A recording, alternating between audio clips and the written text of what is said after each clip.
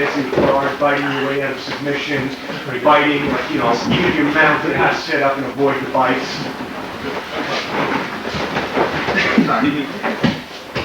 Weird feeling, huh? It's a weird feeling to do it, too. Yeah, that's important. In other words, that's why you have to practice these things. I hear a lot of people might just say, well, how many times have you heard this? You talk I just DJ. Yeah, you hear that rolling around in the I'm just kicking your head. Yeah, just kick your head off. I would just find, or I would just eye gouge you. Yeah. Well, when was the last time you practiced fighting? Okay, in other words, he's not going to fight you. He's going to sit there and he's going to tap out. He's going to panic and fall apart. You have to practice these things to do them by instinct. It's just like, you can't do a straight arm bar until you practice it a bunch of times. What makes you think, you know, setting up biting is any different?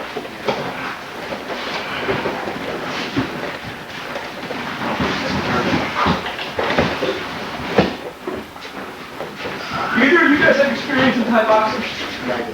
Okay. Okay. We're right to the hip. Okay. Well, we want it's this.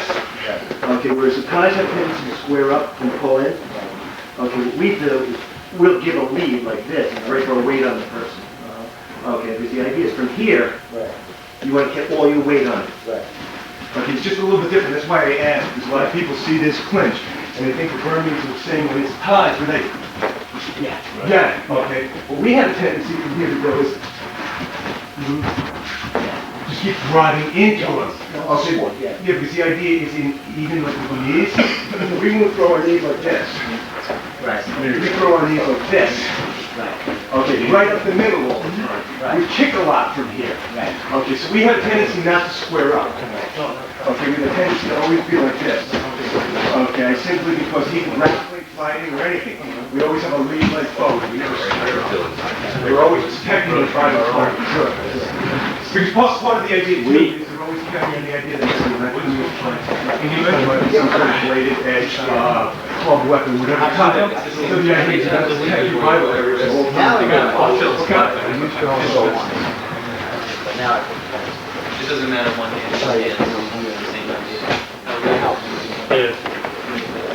If you can get inside here, I drop you down, I pull you forward. That's the same idea.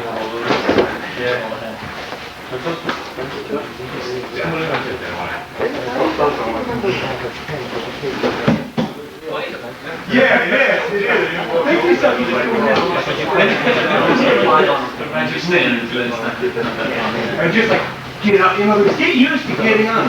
Listen, it doesn't mean No, I just lost it. I know you know that.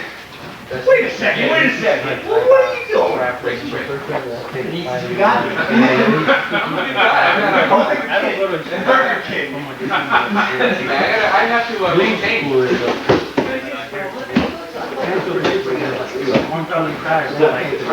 Tell me.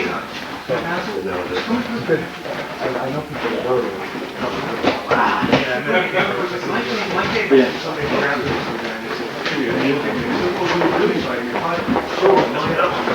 Go ahead.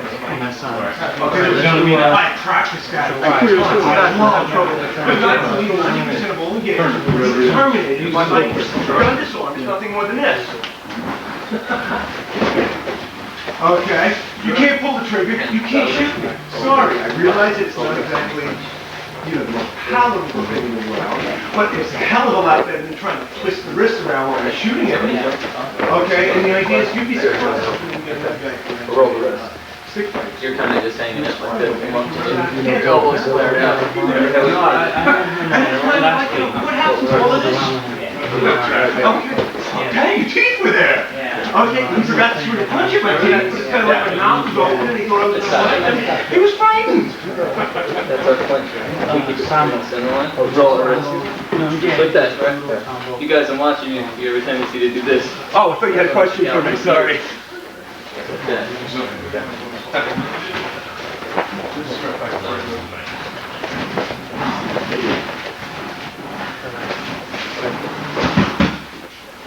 There you go. Nice.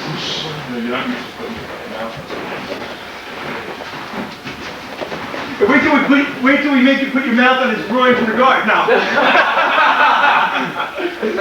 Check, please.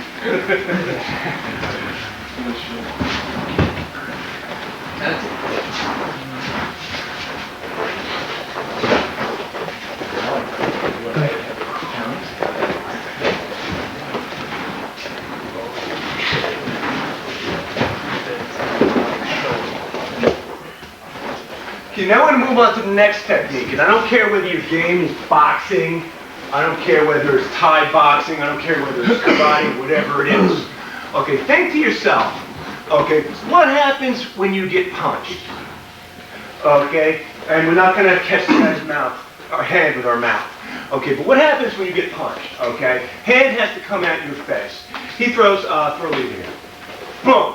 Okay, see what happens? I just lift my shoulder. Fight his arm. Why get into all that fancy stuff? In other words, I always joke around with people that the one time I cracked my grandfather good, okay, as soon as a punch left, boom, he was on my arm. Okay, his face was right by my ear, and he started nibbling. Okay, the idea is, I thought I cracked him good, meanwhile, it didn't happen. So you're in here, boom! Okay, the chokes work wonderfully. Let's say I decided to work the choke. Bite the ear while I'm working a choke. He won't resist at all. So what we're going to do is we're just going to go boom, get our hands up. I don't care if you're a boxer, I don't care if you're a Thai boxer, however it is you do it, okay, think to yourself instead of, let's say, penetrating boom, whatever it is you do, think to yourself, boom. Okay, then just weave your next technique right into it. Ugh.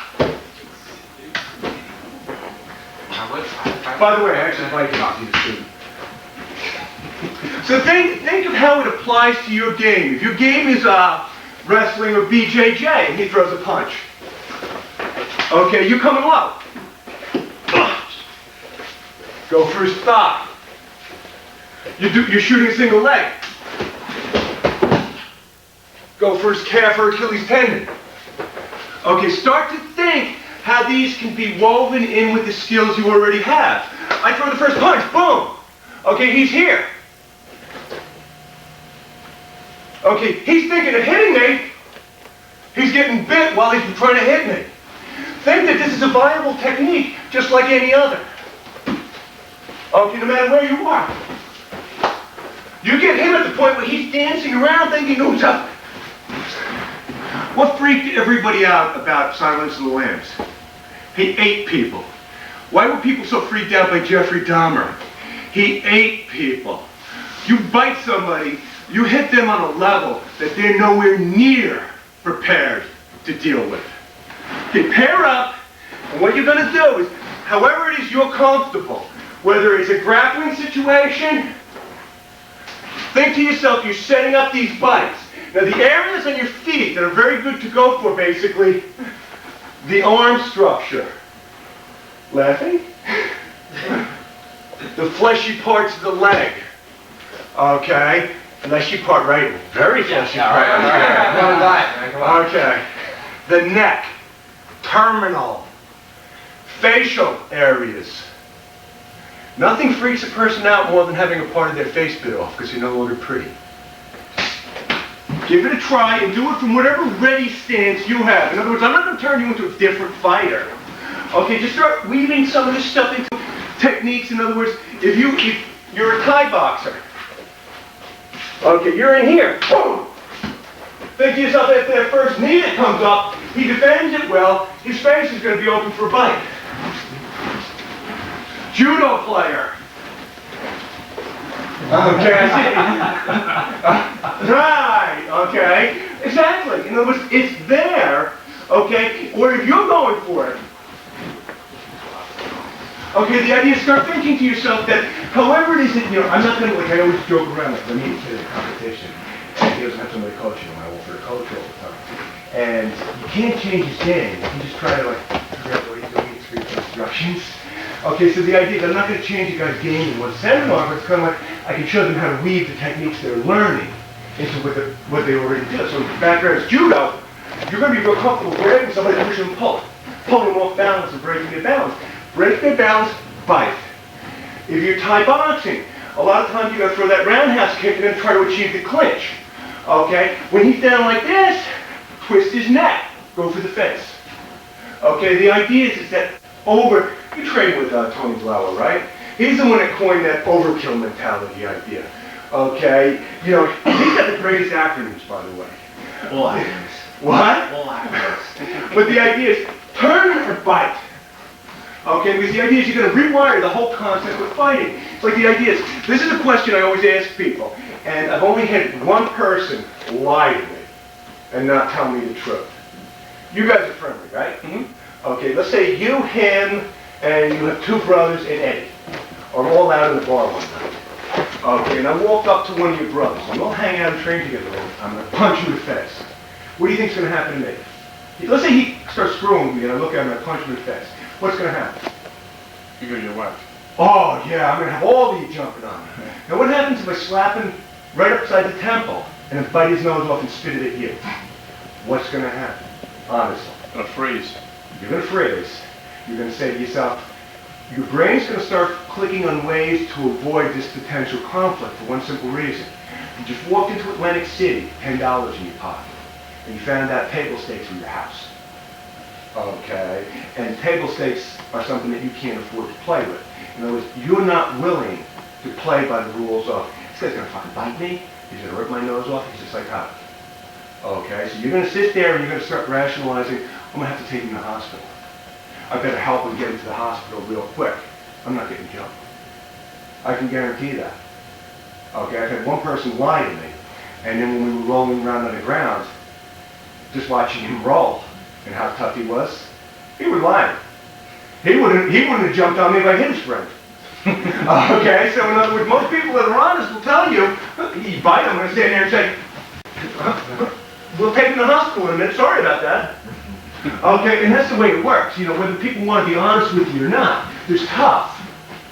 And then there's not too bright. Okay, and the one thing is, it's kind of like, you know, I always joke around, if there's nobody you're scared of, and you find a psychotic killer, you're going to be frightened of him. Okay, because he's got the rules. Give it a try.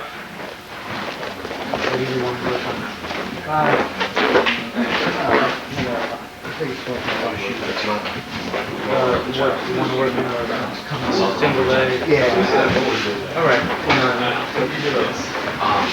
You guys train. You guys train. Sure.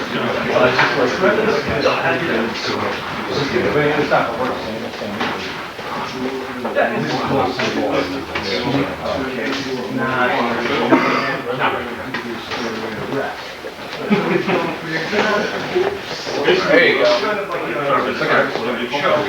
Bite his leg.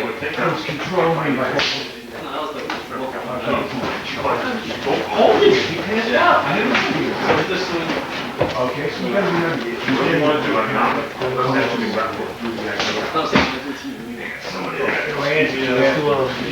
you know how it is. You have to go public first. You